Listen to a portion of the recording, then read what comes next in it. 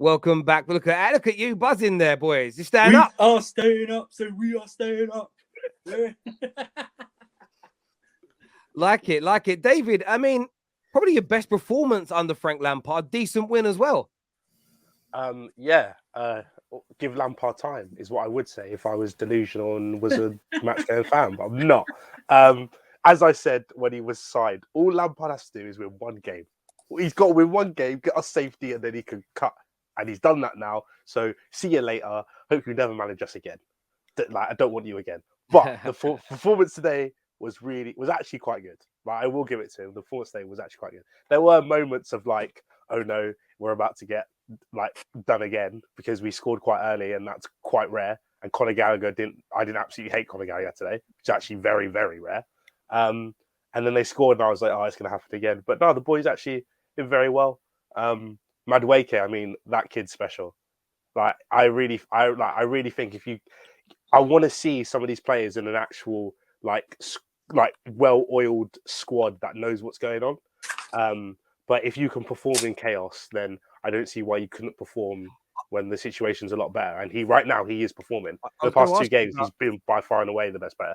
Yeah, so. He was very good. Very wasteful at times. Very much reminded me of, strangely, he reminds me of Zaha, if that makes sense. Like, very good, but can be wasteful. But he's young, and if he's coached and he's nurtured and developed, and that end product comes, there's a serious player in him. And I actually think the same for Mahalo Mudryk. He's got a confidence crisis. But if you could get those two on the left and the right, confident, productive, with the speed that they've got as well, there's some danger there. And maybe that's again the players that we did sign in January. You can see what the club is trying to do, and every time those players tend to play, they do actually provide something where you're like, oh, maybe the game wasn't great for the whole team, but you're looking at that player and going, oh, no, there is a player there. Like Enzo, again, I know 100 mil is a lot of money, but there is a player in there. Whether you think he's worth 100 mil or not, that's by the by. He is actually a very good player. Same thing with Madueke, same thing with Mudryk. Badiashile, again, got a really important goal today, performed really well. There are loads of these players that we signed in January where you can see what it's building towards. It just needs the right person at the top to steer everything in the right direction. There is things going on, and what really annoys me is that when I speak to people who don't know a lot about Chelsea, they're still going with this whole, oh yeah, Todd Bowley's just out and about doing whatever he wants, doesn't have anyone in the back room, blah blah. And it's like, I understand why you would think that, but there are things going on. It's just that obviously because there was such a mess created from the last regime and the start of Todd's regime, those changes you won't be able to see straight away. But it's the club is building towards something. And to be honest, next year, not having that European football and having weeks to prepare for stuff and so on and so forth, I think will actually be quite beneficial. I think the club probably needed this whole reset rather than I was talking to my friends about it earlier. I felt like if in the magical world we had won a Champions League, I felt like that probably would have created more problems in the future than solved problems, because we would have been in the Champions League again and we would have had players playing and so on and so forth. I'm not saying I don't want to win a Champions League, but I'm saying having all those games and not being able to actually mold the squad into what you want it to be would have been probably a slight issue. So as long as they as long as they get the next bits right of just building towards something, I won't have an issue with what's happened this year. But it's about building towards the right thing. That's the main thing. Yeah, and I think as a neutral looking at you today, or a rival but neutral to the situation, there is some good football. There's some good footballers. There is some good football being played. There's definitely a confidence crisis, which a new coach has got a bit bleed into there. But from your point of view, Winter Surfer, what were the highlights? We haven't done this much with Chelsea. What were your highlights from today, barring just the win? Well, actually celebrating the first time since March 11th. On a weekend, that's my highlight, because that's the last time we won in the league. Ironically, 3-1 as well. Madueke was a big highlight. That third goal was a big highlight. The Sterling dribble and then the João Felix was a good one. Subs making an impact was a good highlight as well. Mind you, let's just face it, if Bournemouth had a finisher, we probably would have lost that game today. But we won, and I don't care. We won. I would be so shameless. I don't care. We have been in the trenches, and we have been, for us, we've been in the trenches, not other, but we've been, honestly, I just don't care.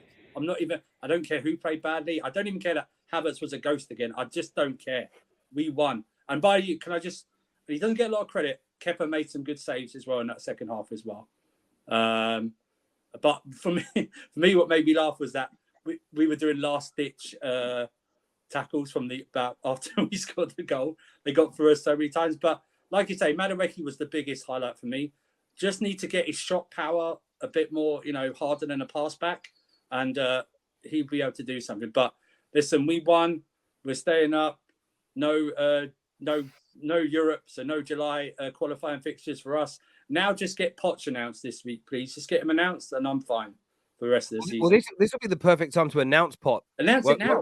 Do it now. You announce it now. There's a win. There's a feel-good factor. The fans will be far more receptive to it if he's announced this evening or tomorrow. Yeah, no, 100%. I think now is definitely a perfect time just to give us a little bit more clarity, because this season has been the worst season that we've seen in our history, pretty much. I haven't seen a Chelsea team this bad.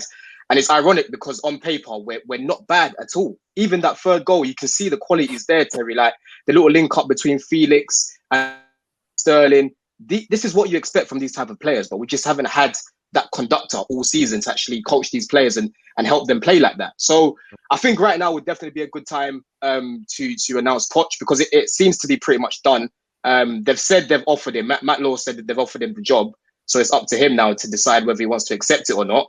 So yeah, I think this will be a good time for us to announce him. Give us a little bit more clarity. We've still got a few games left as well. Donny was waiting to see if we got relegated first. If we get relegated or not. Yeah. So I think today definitely will build a lot of confidence for the games that are remaining. There's still holes in our team. Like if you look at our midfield, Terry, we're so easy to play through, man. Like it's a shame because Enzo, you're not seeing the best of him. He's having to play as that holding midfielder, but he's not a CDM. He's not a 6. So yeah, in the midfield, there's still problems there. But I'm just happy that we actually took our chances today, because yeah, we've been known this season to not take chances. So I'm happy. I'm just relieved. I'm relieved that I'm not getting banned today, man. Can anyone see a slip up from them in the league between now and the end? Any game where they might just drop points? See, I would say Brighton, but their record against Brighton is brilliant, away and home. They usually smash Brighton, even when Brighton's playing well. Maybe this is a different Brighton, but maybe, like you say, if Newcastle beat Arsenal tomorrow and then they win their other game in hand, they can afford to drop points at Brighton. Yeah, that's the thing. So you probably, they'll absolutely destroy us. They'll do what Arsenal didn't do on Tuesday. They'll actually pack us for 6 or 7, which is fine now because we're not getting relegated. So I love it. But do you know what? Like I didn't really want to see Chelsea go down purely for selfish reasons. It wouldn't help my channel. You man being in the champion, it's hard. Like that was my honest reason. I was like, oh, that's so difficult. They'll be kicking off at the same time as other teams. Pure Tuesday night games. I'm like, oh, please. You don't want to do the Millwall Chelsea review? Oh, mate. Imagine you know what? Imagine Chelsea Millwall. But equally, like, there was the Man United fan in me would like, it would just be peak to have seen it. And that was crazy why your win today was so important. Wolves won. If Wolves if Bournemouth had beaten you, if Wolves win, you'd be sitting 14th in the league. My God. But West Ham are on 34 points. And many people are picking them to beat United tomorrow. And if that happens, they'd only be 2 points behind you. Now, they're the only team that are then stopping you from being in that pack are all on 30 in the relegation fight. Now, again, I don't see those other 3 teams winning 3 of their last 4 or 5 games to catch you. So you were never going to go down. But just that win today just changes where you are in the table. Liverpool scored. Yeah, but Terry, look at the difference though when you play players in their natural position. This is what you get, because Frank Lampard said it himself. He's not doing anything tactically with these guys. And then on top of that,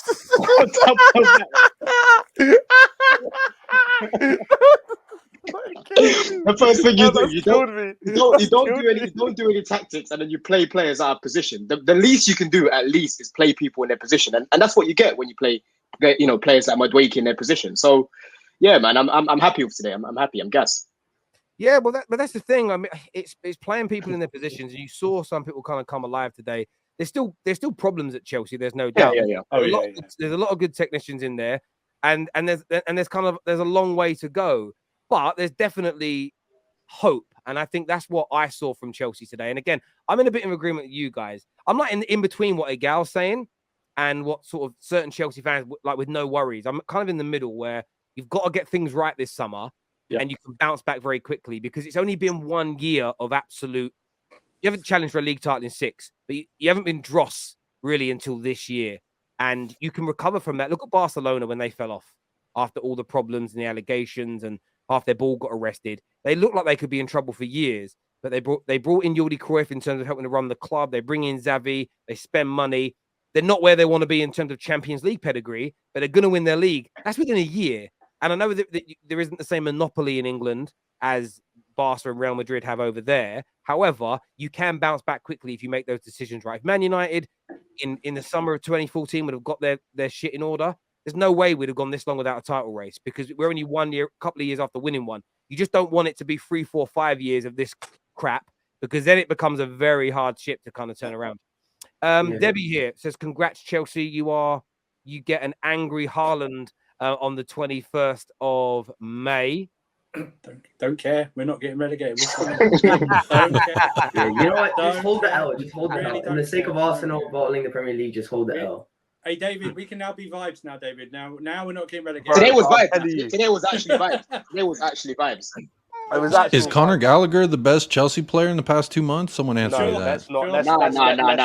Does he have the most goals in the past 2 months or no? Yes, he does. He does. Yeah. Yes, he does. So, Two goals. But Mudryk is our top assister, and he's only played about 5 games. So it's not saying much. It ain't saying much. Yeah. He's our top scorer for the past 2 months. That's not saying Crazy. Well, at least you've got a couple of candidates for goal of the month for May now. At least there's a handful of goals to pick from on the website, stuff like that. Quietly, that ball of goal we conceded was unreal. That was a very good goal. Oh my god! Amazing goal. With Chelsea, I don't know about Tottenham because you are 6th. Will Chelsea do what Man United did last year? Are you going to cancel like the end of season awards for like players? Is that all been announced already? I hope they do. They can't. You can't. Like, I would look at Chelsea and go, you can't award anybody Player of the Year or. Yeah. No, I've got no idea. We've never had a situation like this really, because even 2015, 2016 wasn't like this. So I don't know. They should, but allow fans to pelt them with water balloons when they walk in.